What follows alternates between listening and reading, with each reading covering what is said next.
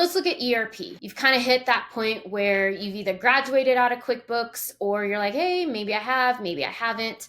And what does that look like? Oftentimes, you will have leaders in an organization that really want to move towards an ERP solution because they're looking for one or two modules to maybe fit the needs of the company. And it goes back to that selection part. Do you need these added things to be able to do business? Does it add value to the business? Do you get an ROI out of the things that will be added in there? And that's just a really good way to look at it, because oftentimes you don't need to even spend the money to get these AI solutions because they are such a buzzword right now. Everybody still has some misconceptions about what AI can do. And yes, it's growing, it's getting smarter, it's understanding forecasting models, all of these things at a much better level, but still it comes down to data out. Crappy data in, you don't get a great solution coming out. And so those are those things of really evaluating what a company needs before you even start looking at this ERP, because it could be, you know what, QuickBooks works just fine, and there's actually this plugin that works with QuickBooks and it does, you know, what I need it to do with a little bit of forecasting in Excel or a little extra with some additional software. And those are things to really look at before considering expense, the time that goes into going down the road of getting an ERP solution. So let me give you a couple of great examples of, hey, you know what? It's really time to consider an ERP. I worked with a client a couple of years ago, by far the biggest client I've ever worked with that was still utilizing QuickBooks. They were at $500 million a year still using QuickBooks, but they saw that software solutions we had aren't doing what we needed to do. They're a distribution company. QuickBooks, again, is just a financial software. It can't manage the inventory that they had. It can't handle shipping and receiving and creation of labels, all of that. And so they came in and were like, hey, you know what? We can't do any of this. We can't manage a warehouse. We can't of pick packing and all of that, putting out there, hey guys, I need you to go grab over here. I need you over here. All of these things that an ERP solution can give in a very streamlined tech stack. And so we did have a couple of ancillary solutions that were plugged in to be able to do a few things that the ERP just couldn't do best. But at the end of the day, it could do everything they needed. It could keep track of their inventory. It could calculate very clearly what their margins were. We could look at any given time to know where something was because we could do bin locations. And then also managing that whole pick, pack, ship process of how it was. And it also did a lot of great forecasting on the side when it comes to purchasing. QuickBooks can't do any of that. Yes, it can make purchase orders and you would manually have to do something in Excel, which is what they were doing. And now you jump into an ERP solution that has a lot built into it, not just the AI technology in there, but ways to look at historical buying patterns and ways to look at vendors and putting together a scorecard. Do I like buying from this vendor? Do they give me good product? Did they deliver it on time? All of these things that come into it that an ERP does well.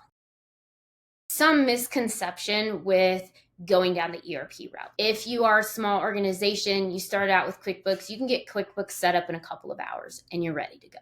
When it comes to an ERP solution, there is a time commitment. It could be as small as 3 months. It can be 2 years, depending on the complexity of your business. It's the cost that goes into it, the time and resources that your employees bring to it. They're working their full-time job and they're helping integrate a new software solution alongside the vendor and the team that they have of their system integrators to get everything squared away. And so I think there's, especially if there's limited experience to what an ERP is, there can be, well, why can't we get this done in a couple of weeks, or why not 3 months?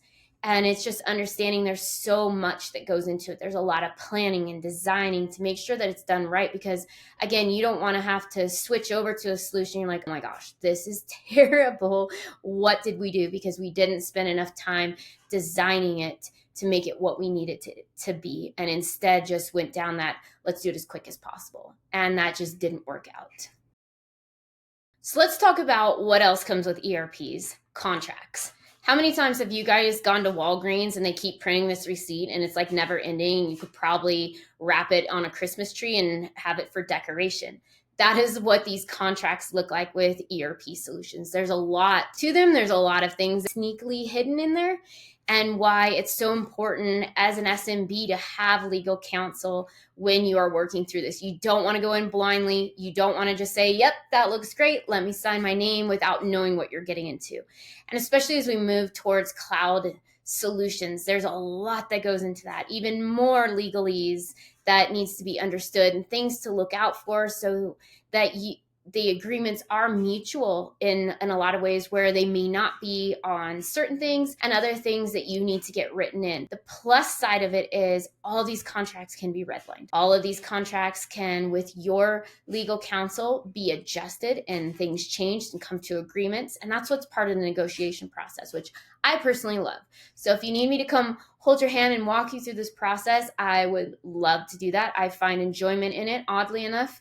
But there is a lot to uncover in there, and working alongside your legal team to make sure that what you're walking into for the next 5, 10, 15 years is also beneficial to you, not just to the vendor.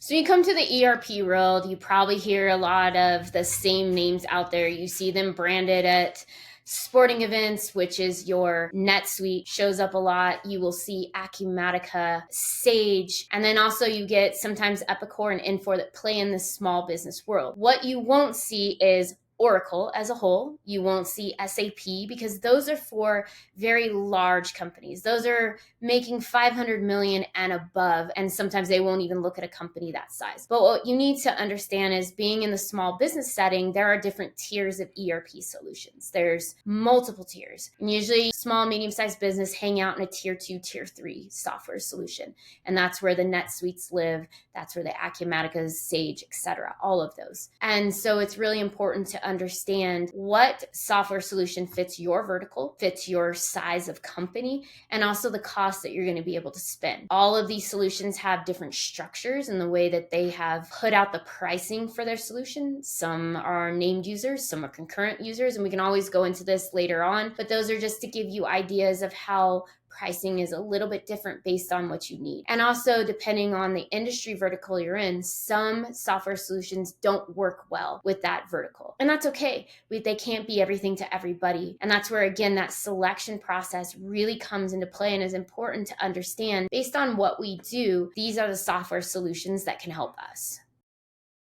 So wrapping up this conversation around ERP, QuickBooks, and all the stuff in between, it's really important, again, to know, hey, at the end of the day, you're not bound by any software. You can choose whatever's the best fit for you. It's important to go through a technology assessment selection process to understand what technology fits your processes, your people, your technology, and your overall company strategy, because they have to align with that for it to make sense.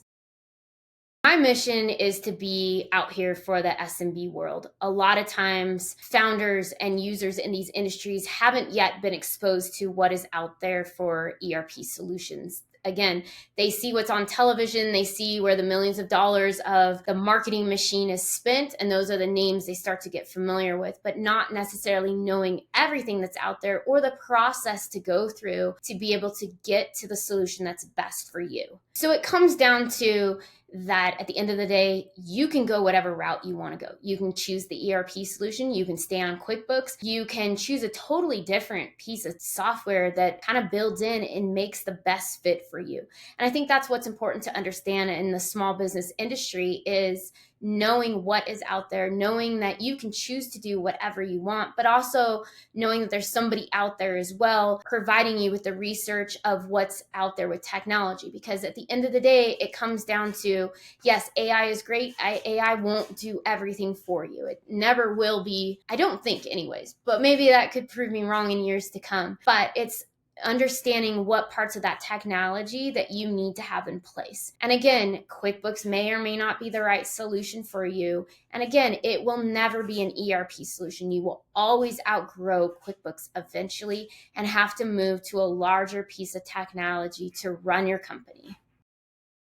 At the end of the day, it's super important to have somebody that's in your corner, that understands your industry, that can be an advocate for you in a lot of ways when you're navigating this journey of technology. Very important, because there's a lot that the SMB world knows and doesn't know. You're wearing so many hats, you're doing so many things and trying to keep up with what's important in the industry and with your own business of growing it and keeping people happy and your customers happy and coming back. And so whether it's me or somebody else, it's really beneficial to hire a consultant, during this whole process as you're evaluating it. There are downsides that can happen if you don't. I've seen a lot of things. How many times I get phone calls and it's like, hey, we implemented the software and it's terrible. Everybody's fighting in the organization. We're not in alignment with the vendor. We're seeking legal counsel. It's a mess. Can you help us? And I'm like, yes, I can. I love, like, let's calm all this chaos that's going around. And that's the biggest thing, is to be able to navigate and prepare so you don't have to go down this route. When a selection process is done correctly, there's alignment, there's understanding of what you need. And so when it comes down to the implementation of, yes, they still are hard, they're long, people get tired, but it has a much more successful rate when it's done and prepared for right. Hey, thanks so much for listening along today and learning. I'm Christy, and feel free to reach out to me. You can email me directly, christy@christybarber.com.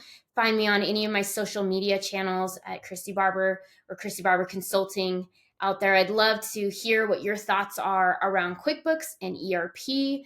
I release new videos every week, so if there's something you would like me to cover, I would love to hear more about that. But yeah, thanks for listening, and I look forward to releasing some new content for you next week.